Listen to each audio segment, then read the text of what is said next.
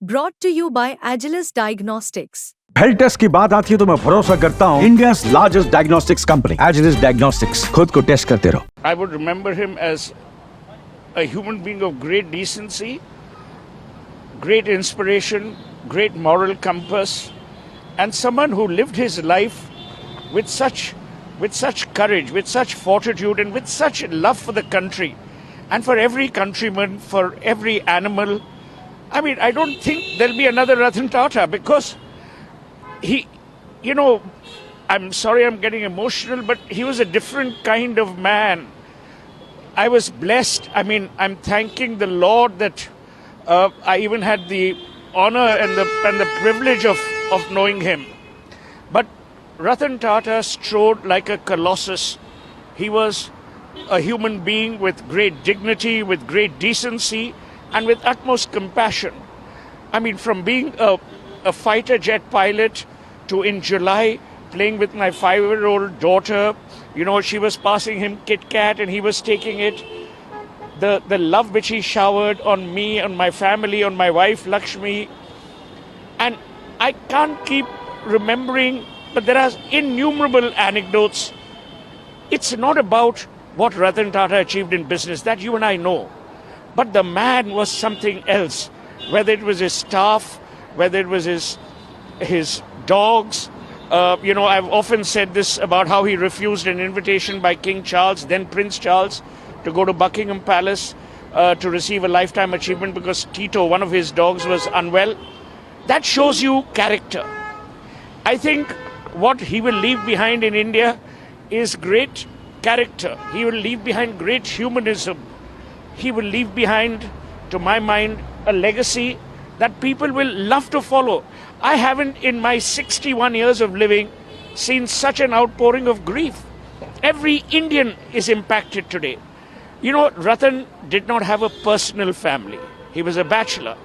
But every Indian, 1.4 billion people today are in mourning because of the man's innate decency, because of the good he caused, the goodness he showered, and the embrace with which he touched every human life. Whether it was, as I said, whether it was cancer centers, the small animal hospital, in every which way, Ratan Tata has defined the true Indian. An Indian mired in culture, mired in decency, and with a very, very strong moral compass. He was a businessman, everyone knows that. He is a successful businessman, everyone knows that. But his human angle, his personal touch to all his staff members, all people who was connected to him like you. So, how was a human Ratan Tata was? Everyone would like to know at this occasion. For instance, even when he was unwell, let's imagine if he couldn't move and you went to his home and after dinner or after lunch, he would walk you to the door. He would never treat any human being lesser than himself. He would always respect a frailty. He was the man. I still remember many, many years ago, we were at the Taj in Bombay here, and he said, what are we doing with people who are specially abled? And then the Taj started putting, long before it became law, we put all our elevators with Braille characters. I mean, what happened after 26/11? Every person who lost his life, their families were grieved personally by Ratan Tata. I mean, they don't make them like this anymore. Everyone will remember Ratan Tata as a person who is a very patriotic person, and he always kept country over money. And there are multiple examples of these things when he did not pursue the business which was against India or which was not favorable to India. So if you have any example for that, his patriotic nature? In every which way. When Mr. Tata decided that the Taj would buy the Pierre, the hotel in New York, he was so proud that the Indian flag was fluttering outside. When Tata Tea bought Tetley, when they bought Chorus, Jaguar Land Rover, everyone told him, oh, this is a big mistake, this is a big mistake. But Mr. Tata believed in only one thing. He believed in the Indian. He believed in the Indian capability, the Indian competence, the Indian character, the Indian integrity. He was actually a true nationalist without being jingoistic. Secular to the core. There was no, there was no segregation, no discrimination in his mind. You could be whoever you are in whatever station in life, but he treated you as if you were himself or as if you were part of his family. all of the great men is now left only the memories of him. If you can share some more anecdotes personal to you and for others. There are, I mean, you know, it's impossible in this hour for me to share anecdotes, but all I can tell you is that as time goes by, one will write or perhaps talk about them, but there are innumerable, you know, when he used to travel, he was a great prankster. He had a great sense of humor. He would love playing a prank. He was an outstanding mimic. So these are things that people don't know. Voracious reader, and as I said, it's very difficult for me at this time to detail anecdotes. But all I can tell you is that no matter where he was, you knew there was going to be a lot of fun. There was going to be decency, and there was going to be this man with great character. Sir ji हम आपसे हिंदी में भी जानना चाहेंगे, पूरे देश का नुकसान है, पूरे देश ने एक रतन खोया है, आपको लगता है कि क्या ये व्यक्तिगत नुकसान जो आपका है कभी भी फुलफिल हो पाएगा, इसका कोई रिप्लेसमेंट नहीं? मैंने किसी को अभी बोला कि मैंने जब अपने पहले पिताजी और फिर उसके बाद माताजी को खोया है, आज मैंने तीसरा पेरेंट खोया है। और ये सिर्फ कहने की बातें नहीं है, क्योंकि देखिए मैं उनको 1990 से जानता हूँ, 34 साल, और मेरी उम्र 61 है, तो आधी जिंदगी मैं उनको जानता था। और जितना स्नेह उन्होंने मुझे दिया, जितना प्यार, जितनी विनम्रता से वो पेश आए, मैं कौन हूँ? कुछ भी नहीं। उनके पास पूरी दुनिया थी, पर उन्हें ये लगता था कि भाई हाँ, कि मैं अगर सुहेल के साथ बैठूंगा तो हंसी मजाक होगा। और एक बात है, मिस्टर टाटा में एक खासियत ये थी कि वो सच के पहरेदार थे। अगर आप उनको सच एडवाइस देते, उनको वही पसंद था। वो उनमें से नहीं थे कि भाई आप उनकी हाँ में हाँ मिलाओ। तो वो जो उनकी खासियत थी वो बहुत यूनिक थी। एक चीज़ है कि वो एक सफल बिजनेसमैन थे, ये सभी लोग जानते हैं, उनकी फिलॉन्थ्रॉपी के बारे में भी बहुत किस्से मशहूर है, लेकिन एक ह्यूमन बीइंग के तौर पे कैसे थे वो? एक पर्सनल टच जो उनका लोगों के प्रति होता था, अपना स्टाफ, अपने दोस्त, अपने जानने वाले। मैं आपको एक बात बोलूं, अगर वो कहीं बाहर जाते तो ये नहीं कोई स्टाफ अलग टेबल पे खा रहा है और कोई और अलग टेबल पे खा रहे हैं। सब एक साथ खाते थे, सब एक साथ रहते थे, सब एक साथ प्यार से रहते थे और सबकी देखभाल जो उनने। देखिए मैं आपको एक बात बोलूं, अगर इंसान एनिमल्स, अपने कुत्तों की हिफाजत कर सकता है प्यार से, और मैं आपको बोलूं, जब बॉम्बे हाउस रेनोवेट हुआ और चंद्रशेखरन जी चेयरमैन थे और अभी भी हैं, जब बॉम्बे हाउस रेनोवेट हुआ, रतन टाटा ने इंसिस्ट किया कि एक एरिया सिर्फ कुत्तों के लिए होगा।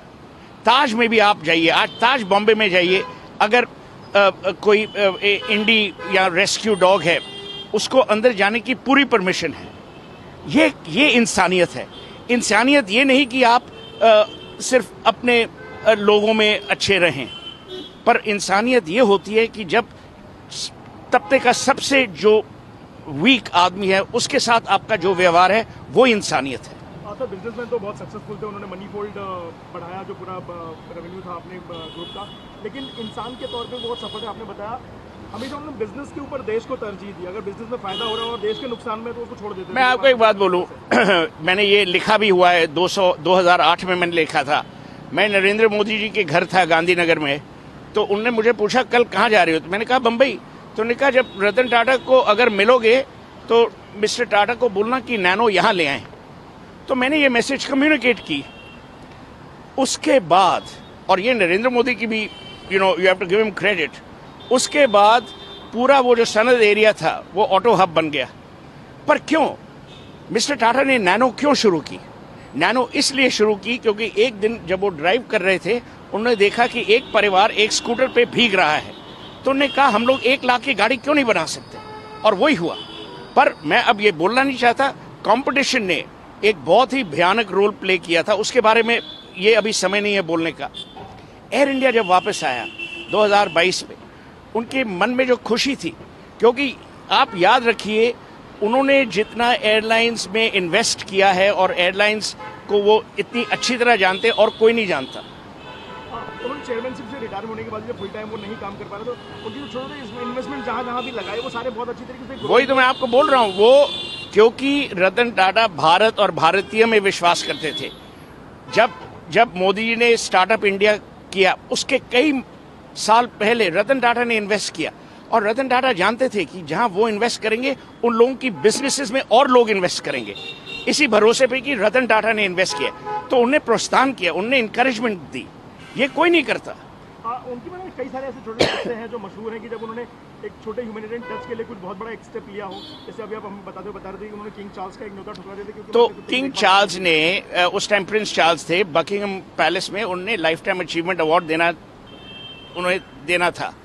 तो मैं 3-4 दिन पहले लंदन पहुंच गया, तो टाटा साहब का मुझे मिस कॉल्स आई। तो जब मैं एयरक्राफ्ट से निकला, मैंने उनको फ़ोन किया, उन्होंने कहा देखो मैं बकिंगम पैलेस नहीं आ पाऊंगा। मैंने कहा क्यों? नहीं, टीटो बीमार है। टीटो उनका जर्मन शेफर्ड। मैंने कहा मीन्स? ही सेज नहीं। तो मैंने उस टाइम प्रिंस चार्ल्स को जाके बोला, उन्होंने कहा देखो ये है इंसान जो हर आदमी, हर कुत्ते, हर पशु के बारे में सोचता है, ये इंसानियत है। सर आप उनके काफ़ी करीब थे, उनके हर पहलू से आप वाकिफ थे। अच्छे बिजनेसमैन, एक सक्सेसफुल पायलट, अच्छे इंसान, एक अच्छे कंपनी के लीडर। आप कैसे चाहते हैं कि दुनिया उनको याद करे, रतन टाटा को, पद्म विभूषण रतन टाटा, बिजनेसमैन रतन टाटा, ये किस तरीके से? भारत का रतन, बस वो यही चाहते थे कि लोग उन्हें प्यार से, विनम्रता से और मोह से याद करें। उन्हें कोई अवार्ड ऑनर जो थी, कोई अवार्ड ऑनर ऐसी नहीं है जो उन्हें नहीं मिली। वो भारत के रत्न हैं, भारत के रत्न रहेंगे। और मैं समझता हूं कि रतन टाटा शायद स्वर्ग चले गए हैं, ही हैज लेफ्ट, अब दुनिया में नहीं रहे, पर हमारे दिलों में, हमारे दिमाग में, हमारी संस्कृति में वो जरूर रहेंगे। एक लॉन्ग पेंडिंग डिमांड है जो पूरे कंट्रीमेन में काफ़ी लोग ये मांग करते रहे हैं कि रतन टाटा को भारत रत्न दिया जाना चाहिए। एक बिजनेसमैन जिसने फिलंथ्रोपी को एक नई हाइट दी, एक देशभक्त। मैंने तो ट्वीट भी किया है कि और उसमें मैंने मोदी जी को टैग किया कि भाई मेरे हिसाब से और कोई आदमी इस दुनिया में नहीं है, हमारे देश में नहीं है जिसे भारत रत्न और डिजर्विंग होना चाहिए। हाँ सर, ऐसे मौके पे कई सारी ऐसी चीज़ें हैं जो लोगों को याद आती हैं और वो भावुक कर जाती हैं। आप भी अभी थोड़ी पहले हमारे साथ बात करते हुए भावुक हो रहे थे। कुछ ऐसा एक पर्सनल टच जो आप उनसे शेयर कर पाए जो रतन टाटा और आपके बीच रही हुई अब तक? वो मैं शेयर नहीं करूंगा, पर मैं सिर्फ यही करूं, जैसे मैंने आपको कहा कि मेरे लिए वो पिता समान थे, दोस्त थे, और उससे ज्यादा मैं आपको क्या कहूं इस समय पे जो चोट सिर्फ मुझे नहीं, ये गलत बात है कि सिर्फ मैं भावुक हूं। आप देखिए, आप लोगों से पूछिए, मैंने ऐसा कभी नहीं देखा, और ये रतन टाटा का बड़प्पन है। सर टाटा ग्रुप का बिजनेस और टाटा ग्रुप के जो फिलंथ्रोपी प्रोजेक्ट है उनका फ्यूचर आप यहाँ से किस तरीके से देखते हैं? बहुत बढ़िया, क्योंकि चंद्रशेखरन जी जो चेयरमैन हैं और नोएल टाटा और मेली मिस्त्री जो टाटा ट्रस्ट में है, वो देखेंगे कि जो लेगेसी टाटा हाउस की है, हाउस ऑफ टाटा की है, वो क़यामत रहे।